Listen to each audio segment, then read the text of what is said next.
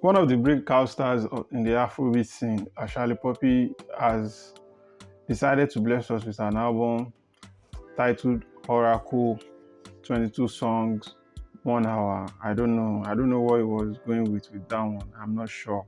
Uh yeah, we are here to talk about it again. And I would like to say I'm not a big fan of a 1 hour album. And I've rarely seen an album that is 1 hour and it is great. But then here's what I think about Shallipopi's Oracle. It took a while before I got into the album after a couple of songs, but I would like to mention the songs that I like. Not everything is negative, so we are starting off with something with positive things about this album. I like Eyo. I like him on this song. It sounds very Shallipopi. When you know Shallipopi, then you get the vibe with it. Then I like Befon, another song where it sounds very comfortable and you enjoy him. His flow, you enjoy his flow, and it does very. I've come to understand it does well on calm beats, nothing heavy. Heavy. When he's on heavy track, it sounds like he needs to catch up with the beat, or he needs to be as hard as the beat sometimes. So the flow gets mixed up sometimes, surpassing some type of way. This is how I feel sometimes when I listen to him. Uh, so yeah, on Grateful, it sounds very comfortable. The beat was not crazy, so he was very comfortable on the song. And yeah, it's a song you can vibe to. I can go back to these two songs that I've mentioned. I can go back to it and listen to it after listening now. Then we have Chokehold, which is also called Bro Code. I think this is amazing. This might be my favorite song on the album.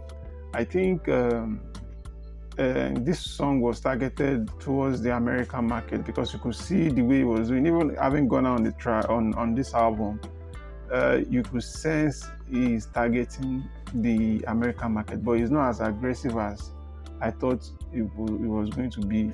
Because when I saw the song with Ghana being dropped, I figured maybe he was really going full on it. But then also, a lot of young Nigerians are also they've also gravitated towards that sound, and they still do. So it might just not necessarily be just to American audience or the American market. But I like the song. I think it's amazing. It's an amazing song. I will definitely go back to the song and listen to it. It's a good song, and I like Opwe. It sounds. I like the sound of the song. I think it could be pushed as a single. I won't be surprised if it's pushed as a single when the machinery comes out. I like Rockstar featuring Ruga. The thing about this Rockstar song is that it sounded like a regular Shallipopi song that you heard before, but then Ruga's verse raised the song for me, so it's a song I'll go back to. And that's about the song I like on the album. 5 tracks out of 22. First of all, we had Lao, 3 different versions, 3 Laos on the song. There's Lao part 2. And even the part 3, towards the end, they mix it up a bit with the beat and everything. I'm not going back to that song, but I understand why they did it. Probably to chase the South American market. And yeah, so those are the songs that I really like. Yeah, a few issues I have with it. I don't have a lot of issues with it, but I can't believe I listened to this 1 hour album.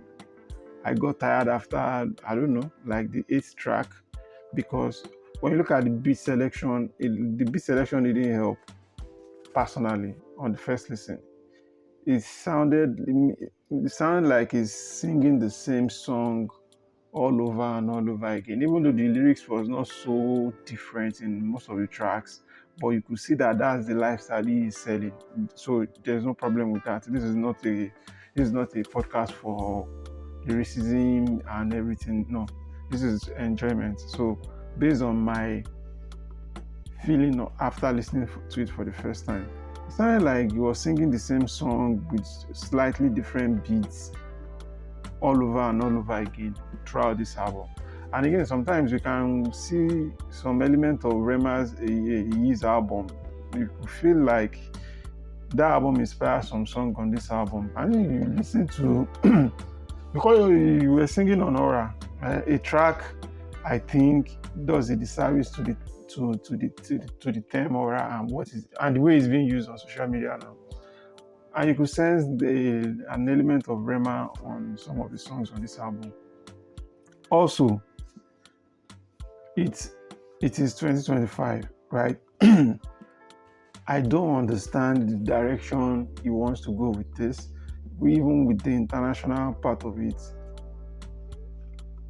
I don't know the direction he's going. Now, the thing is, when you blow up as a street artist in Nigeria and everybody loves you for it, then you get approached by international company and you do a collaboration of, I don't know, then you decide you want to switch up and you want to cater to the fans that are in abroad.